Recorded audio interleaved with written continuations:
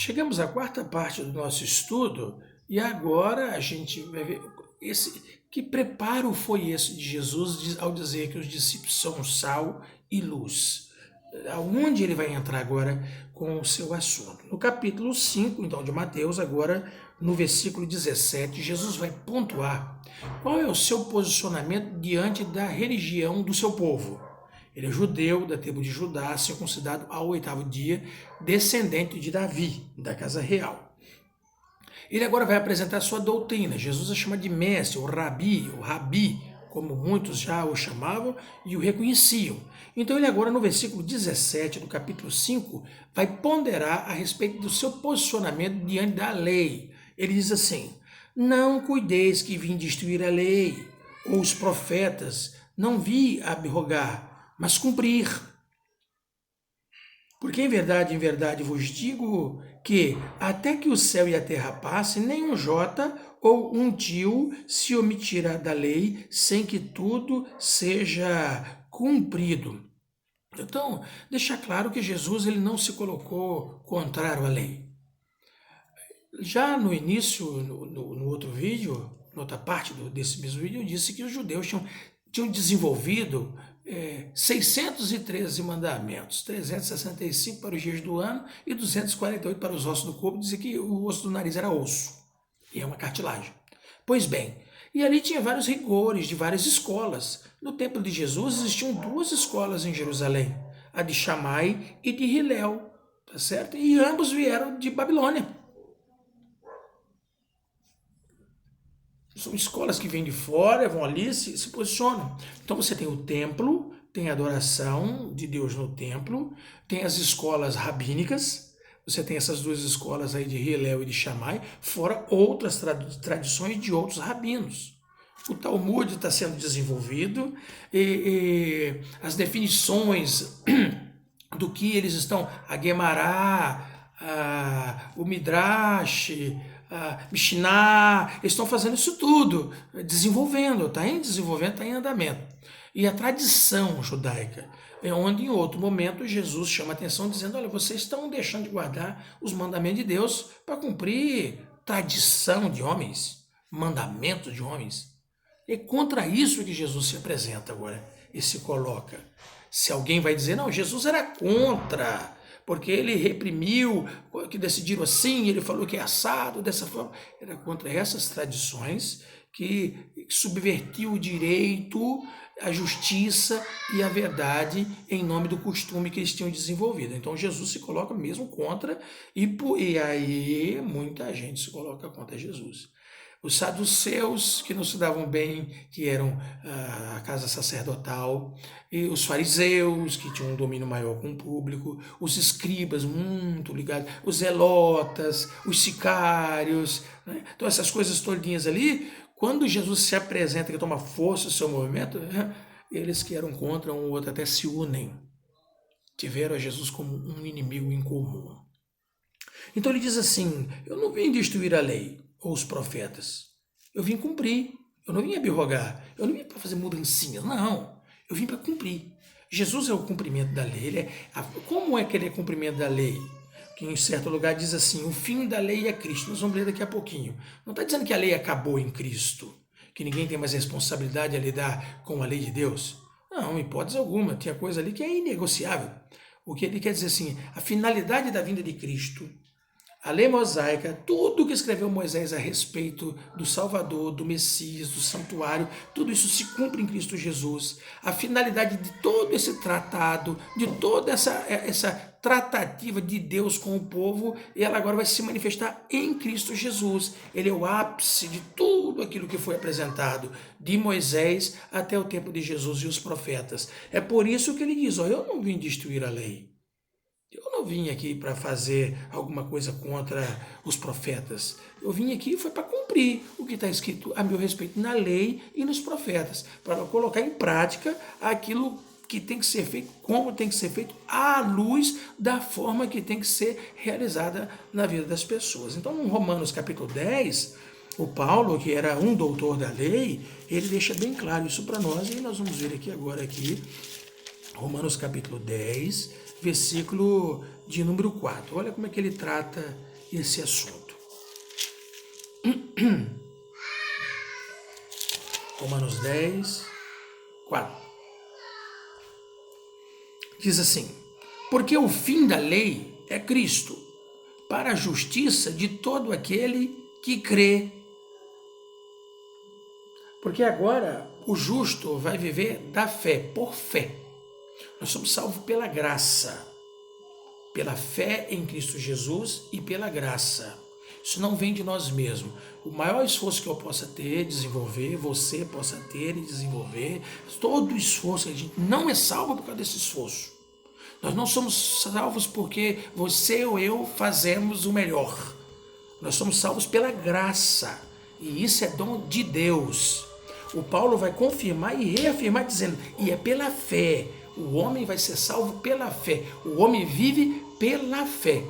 E pelo fato de termos fé em Deus, cremos que Jesus Cristo é a graça salvadora, a providência divina de salvação de Deus para nossas vidas, nós guardamos o mandamento de Deus. A gente só guarda os mandamentos de Deus e o que é nos ensinado na Bíblia Sagrada, porque somos salvos pela graça. Porque se dependesse da lei, todos nós estaríamos condenados. Porque todos pecaram e destituídos fomos da graça divina, da presença de Deus nas nossas vidas. Nos tornamos inimigos de Deus e agora Cristo Jesus vem trazer novamente essa amizade. Na verdade, não só apenas amizade, essa filiação. Nós somos agora adotados em Cristo Jesus. Em Abraão, o pai da fé, nós nos tornamos amigos de Deus. E em Cristo Jesus nós somos filhos de Deus, aos que creem no seu nome. A todos quanto receberam, Deus deu-lhes o poder de serem feitos filhos de Deus, aos que creem no seu nome. É João 1,12. É o Evangelho. Então, nós quando guardamos os mandamentos de Deus, quando a gente não mata, quando a gente não rouba, quando a gente não desonra o pai e a mãe, quando a gente não usa o nome de Deus em vão, quando a gente guarda o sábado, não é porque, eu guardo os mandamentos, não. A gente faz isso porque nós reconhecemos a Jesus como único e suficiente Salvador, única forma e meio de salvação, porque nós somos salvos pela graça. Isso não vem de mim, não vem de você, isso veio de Deus, gratuitamente, é um dom de Deus. E porque tomamos posse desse dom, somos lavados e redimidos no sangue do Cordeiro, aí a gente passa a olhar para a Escritura Sagrada e aprender o que é certo, o que é errado, como temos que agir e viver. E os 10 mandamentos dão essa constituição plena para a gente entender sobre isso. E ela é válida para todas as igrejas, em todos os tempos. Ele é universal. Ele é universal. Aí ela se torna assim, é um ponto-chave, que essa não tem variação de mudança. Essa aí é o que é, como tem que ser, ela é inegociável. Então, aqui nós vimos então nesse Romanos 10, 4, que Jesus, e o fim da lei, não é que a lei acabou em Jesus, tinha essa lei de Deus, aí acabou toda a lei, não. A finalidade da lei. O ponto, a culminação da lei, o que a lei, até a lei de Moisés, os mandamentos, o que apresenta? Isso é tudo para apresentar Jesus. Ele é a plenitude dos tempos. Ele é a plenitude de todas as coisas. Tá? E o papel da lei de Moisés era para apresentar Jesus. Aí ela é cravada na cruz, está lá numa das cartas de Paulo de Gálatas. Né? O papel é cravado na cruz.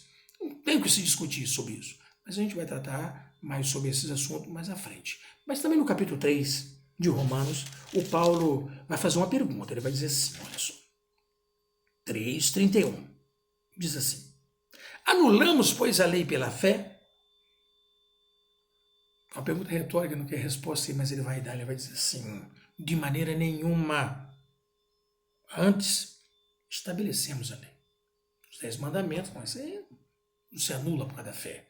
Você aprende sim que Jesus é o espelho. A gente vai ver como está a nossa convivência, como está a nossa vivência, a nossa experiência, como seres humanos, como cristãos, diante de Deus e dos homens. Então Jesus vai dizer, olha, eu não vim mudar a lei, eu não vim abrogar nada, eu não vim me colocar contra nem profeta, nem contra a lei, porque não vai mudar nem um jota, nem um tio, sem que tudo seja cumprido.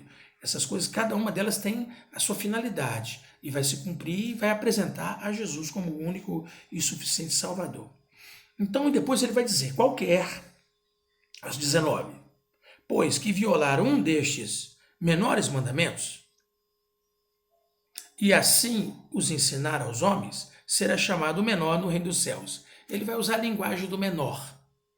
Menor mandamento e menor no reino. Por que menor? Porque muitos no tempo de Jesus tinham um juramento que eles faziam, uma oferta chamada Corban. E aí o sujeito ficava desobrigado de dar assistência aos pais em idade avançada. Diziam, pai, o que eu podia fazer pelo senhor não posso fazer, mãe também não posso fazer pela senhora, porque o que eu tenho eu ofereci para Deus, Corban. Quando eu parti do santuário é Corban, eu não posso fazer nada por vocês. E o pai e a mãe tinham que pegar a malinha e ir embora. Aí Jesus fala, vocês abolem o mandamento de Deus para guardar preceito de homens? Você tem que honrar o teu pai e tua mãe, que é o primeiro mandamento com promessa. Esse sentido que ele então está falando aqui. Então, era ensinado essas mudanças, essas transições. Aí ele fala, olha, quem ensinar desse jeito aqui, tá? Vai ser chamado menor no reino dos céus. Aquele, porém, que os cumprir, os mandamentos de Deus, e ensinar, será chamado grande no reino dos céus. Então, aí, eu já ouvi muita gente dizer, então eu não estou guardando sábado, não faço isso, aquilo, outro, e não tem problema, porque eu não tenho mesmo pretensão de ser general, né? Deus é o Senhor dos Exércitos, Yahvé Tsebaot. Eu não tenho intenção de ser general, nem capitão, nem coronel, eu só for um soldado raso no reino de Deus, tá bom para mim. Então, não tem problema eu ser chamado menor no reino dos céus, contanto que eu esteja no reino. Gálatas, capítulo 4.